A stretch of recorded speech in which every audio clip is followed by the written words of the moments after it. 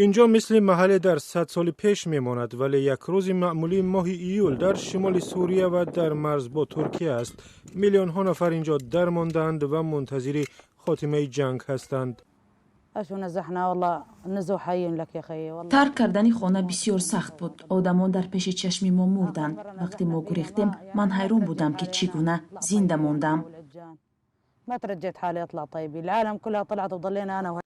اکثر مردم منطقه به کمک‌های غذایی احتیاج دارند که با ماشین می‌آورند.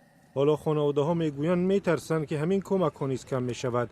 ماه ایول سازمان ملل با صدور قطعنامه گفت از این بعد ماشین‌های امدادی می‌توانند فقط از یک مرز بین المللی بگذرند. سازمان‌های کمک رسان می‌گویند ممکن است آوردن مواد غذایی و داروواری حیاتی برای مردم کم شود. اینجا دیگر بمب نمی اندازند، ولی ما به مرحله نوی وارد شدیم. ما فعالان آن را بمب باران سرد می نامیم. حالا طرفهای جنگ مواد خوراکه را به حیث وسیله برای جنگ استفاده می برند. چند روز پیش از قطعنامه سازمان ملل شمال سوریه ضربه دیگری خورد. سرانجام کرونا ویروس به اینجا هم رسید که فقط یک ماشین برای آزمایش دارد و 95 دستگاه نفسکشی برای یک منطقه با 4 میلیون نفر.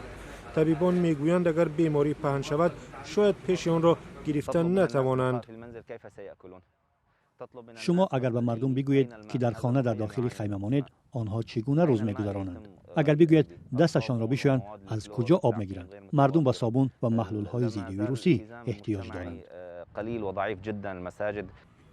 بسیاری از این عائله ها در 8 ماه گذشته از ترس جنگ به اینجا گریختند.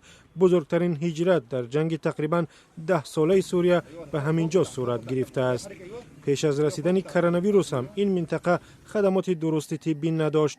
با گفته متخصصان اگر ویروس دامن زند شرایط نامناسب مرگ و میر از کووید 19 را در اینجا نظر به هر جای دیگر بالا میبرد.